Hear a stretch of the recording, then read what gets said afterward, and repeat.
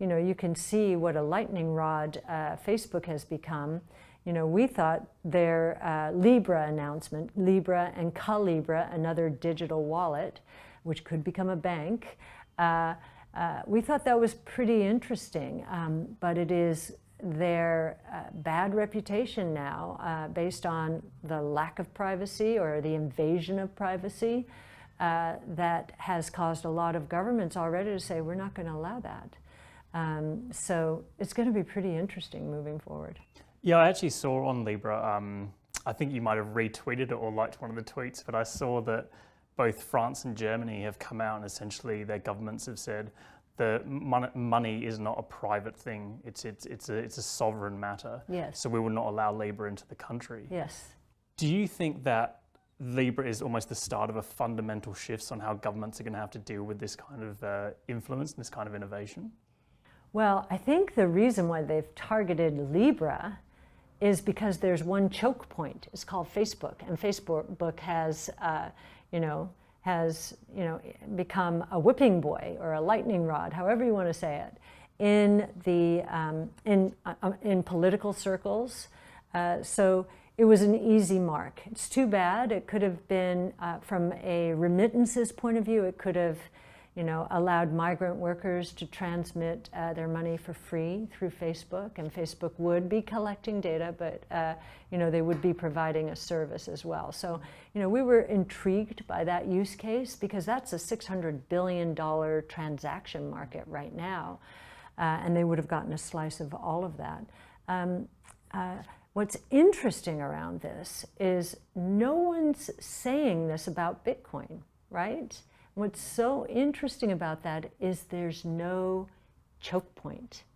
When China tried to shut down Bitcoin, basically in various ways shut down mining and trading, it migrated to Japan, South Korea, Vietnam. They became centers. So it's like, I don't know if you have the game Whack-A-Mole, you whack this one, it'll pop up somewhere else, right? And that's what's happening with it because it's decentralized. There's no choke point. And if you'll notice, Bitcoin is not, or I haven't seen it mentioned much, in the same context as Libra. And it's because there's no way the governments can stop it. Yeah, it definitely seemed that Bitcoin was kind of the hot thing sort of this time last year. Yeah, this has taken the heat off of Bitcoin.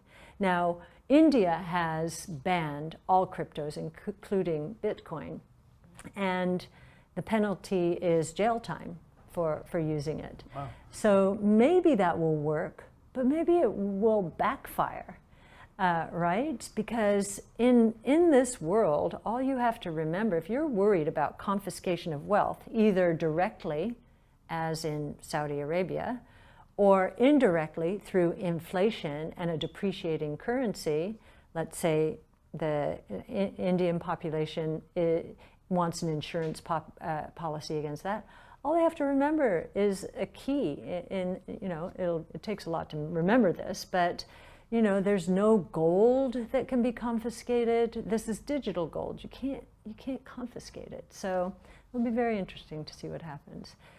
So do you see Bitcoin and cryptocurrency in general only getting stronger as the years progress? Yeah, I think in watching the drop in the Bitcoin price from $20,000 at the end of 2017 to $3,000 in the early part of 2019, it's now back to 10,000, of course. We've witnessed an increase that Bitcoin's share of the crypto asset network value, think market cap in our language, but network value. So there are more than 2,000 crypto assets. Bitcoin share has gone from the low 30s since that peak at 20,000 to roughly 70%. And so what that has told us, or the way we interpret it, is that Bitcoin is the reserve currency of the crypto asset ecosystem, which is an exalted role.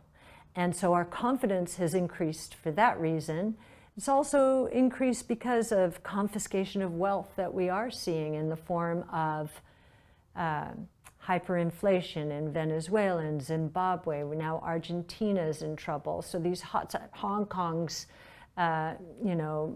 boiling over. And so this idea of Bitcoin as an insurance policy against actual confiscation of wealth or confiscation of wealth because government policies are destroying purchasing power,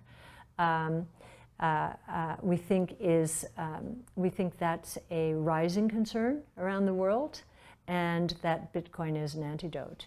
And we've dimensioned it in many ways, but that's at least a $2 to $3 trillion opportunity. And that's just for the super wealthy if they decide to have an insurance policy, whereas Bitcoin today is roughly at a $200 billion market cap. So a long way to go, just for that one use case. By far the best investment you can make is in yourself.